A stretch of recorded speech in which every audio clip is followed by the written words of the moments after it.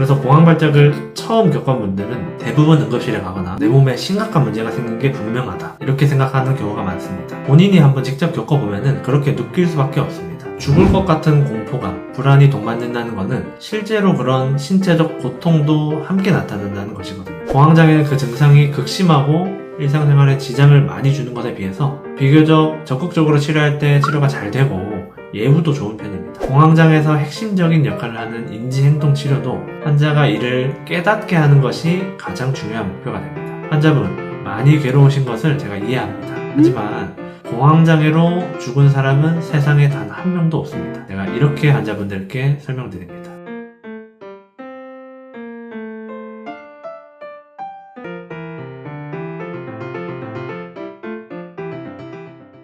공황장애는 유명인들이 알았다는 소식을 통해서 처음 들어보신 분들이 많으실 것 같습니다. 최근에 유병률이 워낙 급증하고 있어서 이제는 주변에서도 흔히 볼 수 있는 질환이 되었습니다. 이 공황장애가 어떤 질환이냐? 공황장애를 겪어보지 않았거나 주변에서 보지 못한 분들은 그냥 좀 심한 불안 증상이 나타나는 정신과 질환 이렇게 생각하시는 분들이 많습니다. 실제로 공황장애는 질환 분류상 불안장애의 하위 범주에 속합니다. 하지만 공황장애의 주요 증상은 단순한 불안만 있는 것이 아니라 극심한 신체적 고통을 동반합니다. 심장이 두근거리거나 멎을 것 같은 느낌, 식은땀, 질식할 것 같은 느낌, 가슴 통증, 어지러움, 메스꺼움 등이 나타날 수 있습니다. 이런 증상들이 여러 가지가 동시에 급작스럽게 나타나서 10분 이내에 최고조에 달하면서 심한 불안이 동반될 때 이것을 공황 발작이라고 부릅니다. 단순히 불안, 공포 같은 감정적 요소만 있는 것이 아니라 이런 급성적인 신경 생리 반응이 나타난다고 할 수 있습니다. 그래서 공황 발작을 처음 겪은 분들은 대부분 응급실에 가거나 내 몸에 심각한 문제가 생긴 게 분명하다 이렇게 생각하는 경우가 많습니다. 본인이 한번 직접 겪어보면 그렇게 느낄 수밖에 없습니다. 죽을 것 같은 공포감, 불안이 동반된다는 것은 실제로 그런 신체적 고통도 함께 나타난다는 것이거든요. 이런 발작이 한 번 이상 있고 발작이 또 다시 발생하는 것에 대한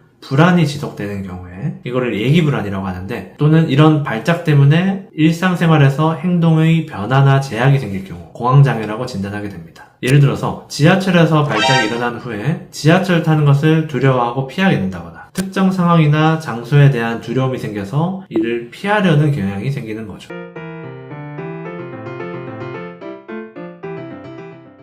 이 공황장애 핵심은 심장 같은 신체의 실제적 장기에는 이상이 전혀 없으나 뇌에서 불안과 위협을 감지하는 편도체가 과활성화되고 이로 인해 자율신경계가 과민 반응하면서 증상이 나타난다는 점입니다. 쉽게 말해서 발작 시에 나타나는 신체 증상은 마치 죽을 것 같은 공포를 느낄 정도로 심하지만 죽거나 몸에 심각한 손상을 일으키는 질환이 아니라는 점입니다. 비유를 하자면 우리가 사무실에 앉아있는데 갑자기 화재 경보기가 삐용삐용삐용 하고 울린다면 어떨까요? 불이 났나 보다, 큰일이다 하고 모두가 깜짝 놀라서 대피를 하고 하던 거를 내팽개치겠죠. 그런데 알고 보니까 다 살펴봤는데 불이 나지 않았다면 어떨까요? 불이 나지 않았는데 화재 경보기의 센서가 예민해져서 오작동을 한 것일 수도 있습니다. 공황장애가 이와 유사합니다.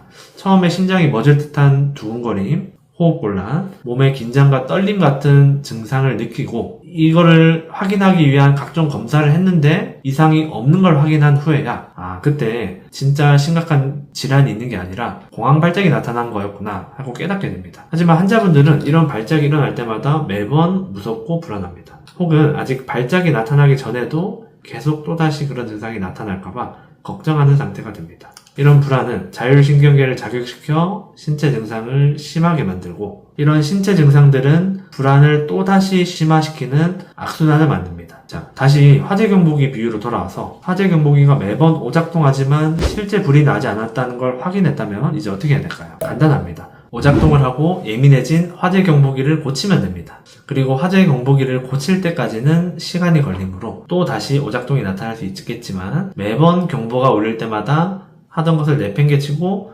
도망갈 필요까지는 없을 것입니다.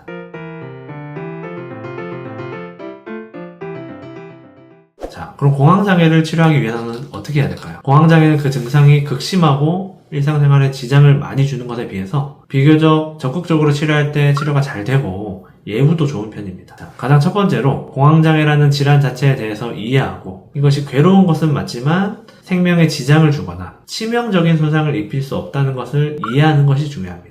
공황장애에서 핵심적인 역할을 하는 인지행동치료도 환자가 이를 깨닫게 하는 것이 가장 중요한 목표가 됩니다. 환자분 많이 괴로우신 것을 제가 이해합니다. 하지만 공황장애로 죽은 사람은 세상에 단 한 명도 없습니다. 제가 이렇게 환자분들께 설명드립니다. 이걸 깨달아야 불안과 신체 증상이 서로 상호작용하면서 심해지는 악순환을 막을 수 있기 때문입니다. 물론 이걸 머리로만 이해했다고 끝나는 건 아니고 지속적인 호흡 훈련, 상담, 인지행동 치료를 통해서 경험적으로 이것이 위험하지 않다는 것을 체득하는 과정이 필요합니다.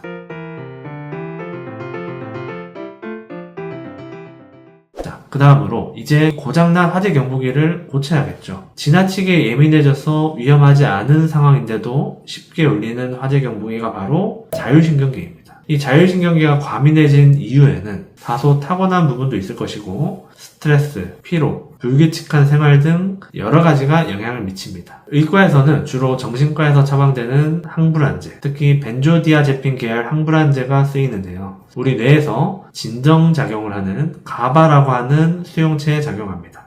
신경의 흥분 상태 자체를 빠르게 억제하므로 정신적인 불안뿐 아니라 두근거림, 불면 이런 신체 증상들도 빠르게 가라앉히는 역할을 합니다. 다만 의존성과 내성이라는 문제가 있기 때문에 장기적으로 복용하기에 적합한 약은 아닙니다. 미국 FDA에서도 의존성과 내성, 중독성의 문제 때문에 벤조디아제핀 계열 항불안제를 최소 용량, 최단 기간 사용할 것을 권장합니다. 장기적으로 복용해도 되는 항우울제 같은 약과는 많이 다르다고 수 있습니다. 또한 복용 시에 신경계를 억제하기 때문에 기억력과 인지력의 저하 같은 부작용도 나타날 수 있습니다.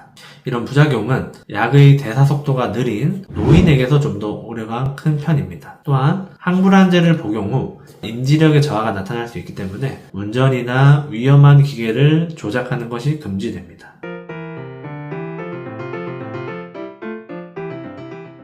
이런 자율신경계 반응성을 조율하고 개선하는 데에는 한의학적 치료도 많은 도움이 됩니다. 특히 한약 치료가 핵심인데 특정 신경 전달 물질을 강제로 조작하는 것이 아니라 시상하부, 뇌간, 자율신경축과 HPA 축 전체를 조율합니다. 신경계의 반응성을 조율한다고 할 수 있습니다.